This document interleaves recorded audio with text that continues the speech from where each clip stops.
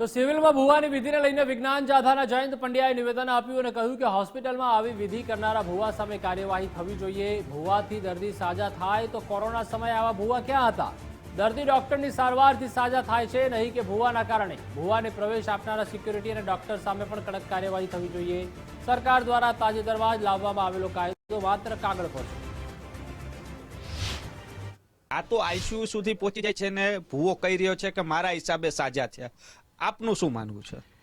એક તો પહેલી વસ્તુ, અમદાવાદ સિવિલ હોસ્પિટલમાં આઈસીયુમાં અને વેન્ટિલેટર સુધી ભૂવો પહોંચી જાય, સિક્યુરિટી ગાર્ડ, ડૉક્ટર, નર્સ આ બધાની વચ્ચે પોતે સારવાર આપે અને પોતાની ઉપલબ્ધિ બતાવે, તો પહેલી વસ્તુ તો આ કમનસીબી ઘટના છે અને આરોગ્ય તંત્રને અને ડૉક્ટરોને લપડાક સમાન આ કિસ્સો કહેવાય છે।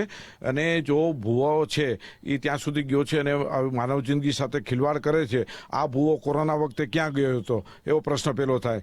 બીજું કે મેડિકલ સારવારમાં બાધારૂપ કોઈ પણ વ્યક્તિ કામ કરે એની સામે કાનૂની કાર્યવાહી એફઆઈઆર દર્જ થઈ શકે।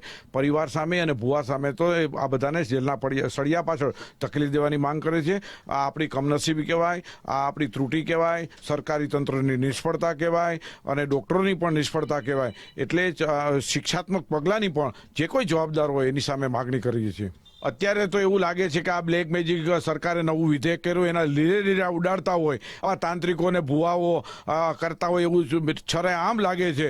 અને સરકારે જ હવે આ નવો વિધેયક છે અમલમાં આવે એના માટે દરેક પોલીસ સ્ટેશનને વિશાળ સત્તા આપી અને કાર્યવાહી કરે એવી પણ અમે આશા રાખીએ છીએ। અત્યારે તો અમે જે નવું વિધેયક માત્ર ખોખલું કાગળ ઉપર હોય એવું લાગે છે। એટલે કહી શકાય કે આગામી સમયમાં વિજ્ઞાન જાથા દ્વારા તેની સામે કાર્યવાહી કરવાની માંગ સાથે અરજી પણ કરવાના છે।